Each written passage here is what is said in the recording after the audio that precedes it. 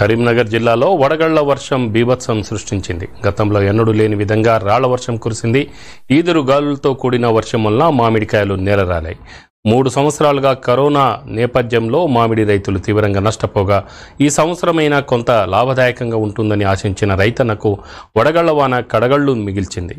మామిడికాయలు చేతికొచ్చే సమయంలో నేల రాలడంతో రైతులు కన్నీటి పర్యంతమవుతున్నారు. పెట్టిన పెట్టుబడి గిట్టుబాటు కాక అప్పుల్లో కూరుకుపోయిన మామిడి రైతాంగానికి మూలిగేనకపై తాటిపండు పడ్డట్టు అయిందని ఆవేదన వ్యక్తం చేస్తున్నారు. ప్రభుత్వం స్పందించి పంట నష్టాన్ని త్వరగా అంచనా వేసి నష్టపరిహారం అందించి ఆదుకోవాలని వేడుకుంటున్నారు. పంట నష్టపోయిన రైతులను కాంగ్రెస్ నాయకులు పరామర్శించి రైతులకు జరిగిన నష్టాన్ని అధికారుల దృష్టికి తీసుకువెళ్లి నష్టపరిహారం చెల్లించే వరకు అండగా ఉంటామన్నారు.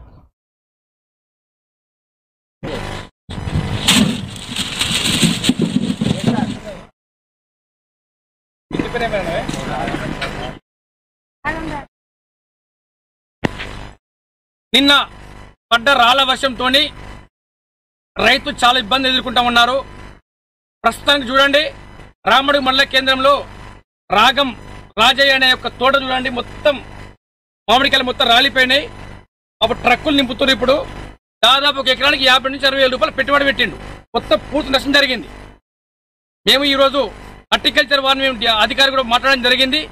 పూర్తిగా ఈ మండలంలోని రాగం వెంకటి కానీ, నేలలో కొమరయ్య కానీ, రాగం రాజయ్య కానీ దాదాపు అనేక మంది రైతులు ఉన్నారు. వారిని పూర్తిగా నివేదిక చేసుకోమని మేము ఇప్పుడే హార్టికల్చర్ ఆఫీసర్కి ఫోన్ చేయండి. మేము కూడా రైతుల పక్షాన, కాంగ్రెస్ పార్టీ పక్షాన మేము జిల్లా కలెక్టర్ని కలవబోతా ఉన్నాం. దాదాపు వరి నాట్లు కానీ, పొలాలు కానీ, మొక్కజొన్న కానీ, కూరగాయలు కానీ పూర్తిగా నష్టం జరిగింది. ప్రభుత్వానికి రిప్రజెంటేషన్ చేయాలి. మేము వారికి నష్టపరి చెల్లించిన వరకు కాంగ్రెస్ పార్టీ అండగా ఉంటుంది. పోయిన సంవత్సరం ఏమో విపరీతమైన పురుగు, విపరీతమైన వాతావరణంతో దెబ్బతిన్నాం. ఈ సంవత్సరం బాగుంది అని అనుకున్న లోపే విపరీతమైన వడగళ్ల వానలు, అలాగే నిన్న రాత్రి కురిసిన వర్షాలకు రాళ్ళు, విపరీతమైన రాళ్ళు, ఒక్కొక్క రాళ్ళు అనేది 1/2 కేజీ కిలా అనేటి రాళ్ళు పడ్డాయి. ఈ విధమైన నష్టానికి ప్రభుత్వం ఆదుకోవాలని మనస్ఫూర్తిగా కోరుకుంటున్నాము. అంతకుముందు కాంగ్రెస్ ప్రభుత్వం ఉన్నప్పుడు నష్టపరిహారం అనేది అందింది. టీఆర్ఎస్ ప్రభుత్వం నడుస్తుంది. దీని వలన ఈ ప్రభుత్వం వచ్చిన కాడ నుంచి ఏ ఒక్క నష్టపరిహారం అనేది రైతులకు అందుబాటులో లేకుండా అయిపోయింది.